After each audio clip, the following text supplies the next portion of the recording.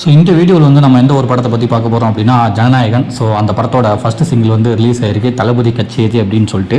But இந்த படத்தை ஆரம்பித்ததுலேருந்து ஏகப்பட்ட பிரச்சனைகள் வந்துகிட்டு இருந்துச்சு. ஏன்னா இந்த படத்தை பற்றி நம்ம சொல்லிகிட்டே வந்து அந்த கச்சேரி படத்தை பற்றி நம்ம பேசுவோம்.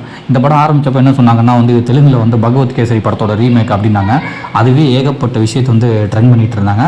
பட் அதுக்கப்புறம் வந்து ப்ரொடக்ஷன் ஹவுஸ்லேயே வந்து ப்ராப்பராக கன்வே பண்ணிட்டாங்க. என்னென்னா வந்து அது வந்து பகவத் கேசரியோட ரீமேக் வந்து கிடையாதுன்னு சொல்லிட்டு அந்த ஃபஸ்ட் லுக் போஸ்டர்லாம் வந்து ரிலீஸ் பண்ணி கன்ஃபார்ம் பண்ணாங்க. அதுலேருந்து ஒரு 2-3 சீன் மட்டும்தான் வந்து ஒரு சீன் மட்டும்தான் வந்து அந்த குட் டச் பேட் டச் அந்த சீனை மட்டும் நாங்கள் என்ஓசி வந்து வாங்கியிருக்கோம் அப்படின்னாங்க.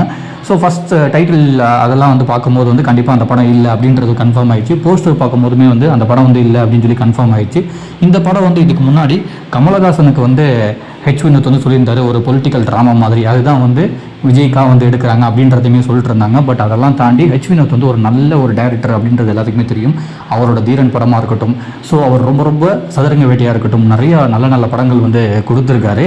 ஸோ அவர் ஒரு படத்தை எடுக்கிறாருன்னா கண்டிப்பாக வந்து அது ரீமேக் படமாக இருக்காது அப்படின்றதால தான்.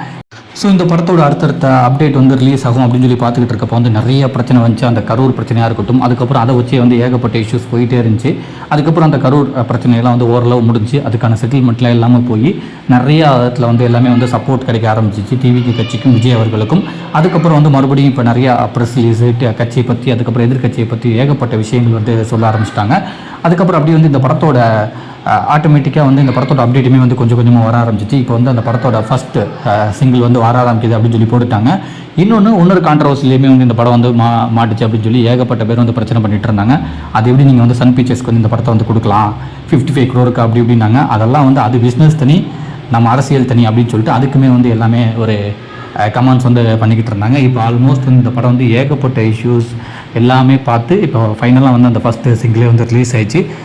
அந்த ஃபஸ்ட்டு சிங்கிள் பார்க்கும்போது வந்து அந்த விஜய் அவர்கள் வந்து அப்படியே அந்த எம்ஜிஆர் ஸ்டெப்லாம் வந்து சூப்பராக வந்து போட்டிருக்காங்க. நம்ம மெர்சலில் வந்து அப்படி கலர்ஃபுல்லாக வந்து ஒரு டான்ஸ் இருக்குல்ல, அந்த ஃபஸ்ட் சாங்லாம் வந்து அந்த மாதிரி வந்து இதுவுமே வந்து ரொம்ப கலர்ஃபுல்லாக இருக்குது. அவரோட பழைய படங்கள் எல்லாத்தையும் பேர் வந்துட்டு தான் வந்து ஜனநாயகன் அப்படின்னு சொல்லி வருது.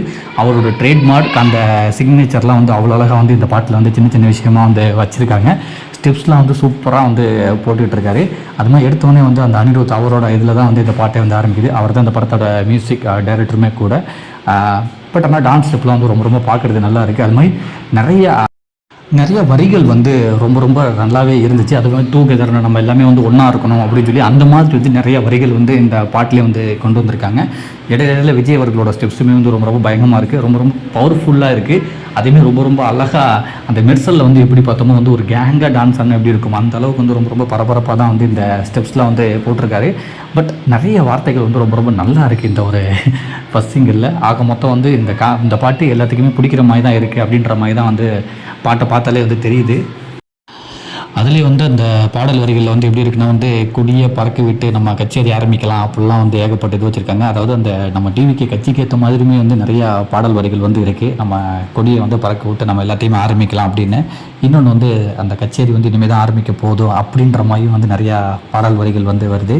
பாட்டிலே வந்து இவங்க மமிதா பைஜுமே வந்து வராங்க. அதுக்கப்புறம் வந்து ஹீரோயினுமே வந்து வராங்க. கிட்டத்தட்ட வந்து ஒரு 3 பேர் சேர்ந்து டான்ஸ் ஆடுற மாதிரி தான் வந்து இந்த பாட்டுமே வந்து இருந்திருக்கு.